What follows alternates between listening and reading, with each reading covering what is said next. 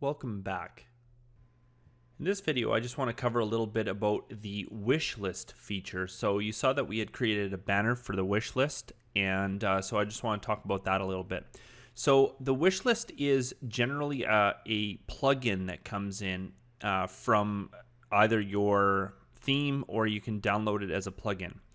The wish list acts kind of similar to a shopping cart, except you're putting it into a temporary or saved cart for items that you want to buy later, but you, for whatever reason, you don't want to buy them now. And the cool thing about a wish list is, especially because the customer signed up for an account, you can later on go and you can actually pay more for enhancements to that plugin that allow you to do emails and more basically more soliciting around that kind of stuff, or encouraging your customers to buy what's in their wish list. It's also a good idea seeing what people are interested in. Even if they're not paying for it or buying something, you can see what people are interested in. So it's a really cool feature. It also gives your customers something that they can use to interact with your site. So what you want to do is this Yith here, they're just a company that makes plugins. And if you go to Wishlist under there, you'll be able to see all of the options for the wish list. So like any plugin, there's premium. And so like I said, you can have some more features with that. But what we want to do is just make sure that we have everything in here set correctly the way we want. So default wish list title, this is the default title, my Tackle Masters wish list, right? Something like that. We're using the wish list page. We already have that. And they also provide a short code that you would normally put on there. It's already been done for us, so we don't need to worry about that. The position, where do you want to put it? Now, it gives you a different option after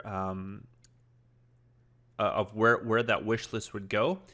After add to cart is generally the good place to put it. That is in the actual product detail display. And so when they go and they view the information about the product, they have the add to cart, and down underneath it'll have add to wish list.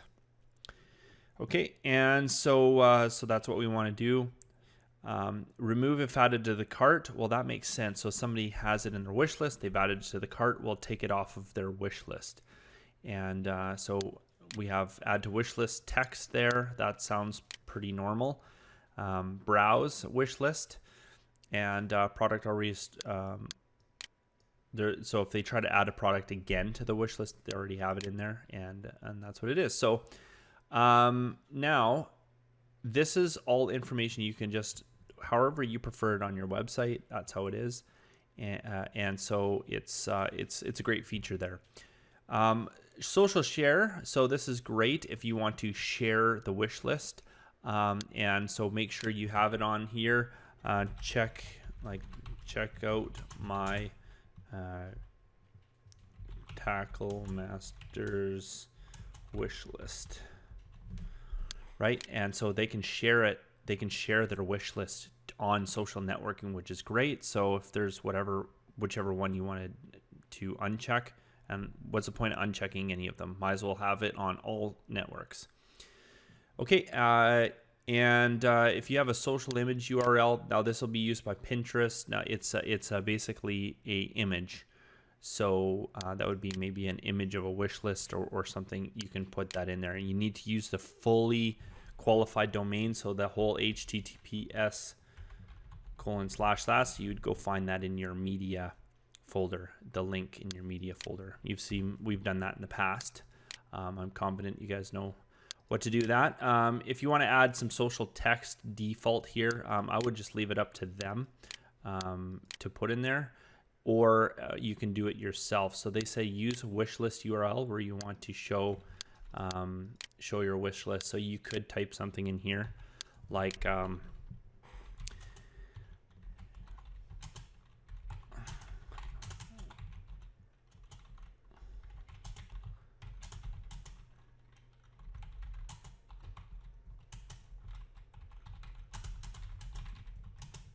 see, That's it. So, hey guys, found a great supply place for fishing gear. Check it out here. Remember, Twitter only has, I think it's 145 or 65 characters. So you got to keep it short and sweet. And there we go. So we're going to save that. Okay. And these are colors. If you want to play around with the colors on that, you can do that. So there we go. We've pretty much added or updated the wish list. That's where you would go and do that. And now that's available. It is available on your site under the wish list. So you saw the link on there, so we can go there and I can show you.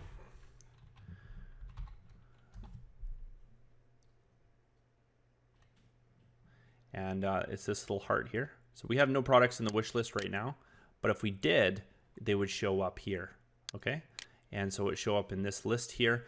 You could also go to this page and update it more. You can even add widgets and then just use the short code and plug that into just a text box for having your wish list. So if you wanted to have some other advertising things on this page, that might be a good idea too. This would be a good one to put, like, for instance, most common products or something like that on this page.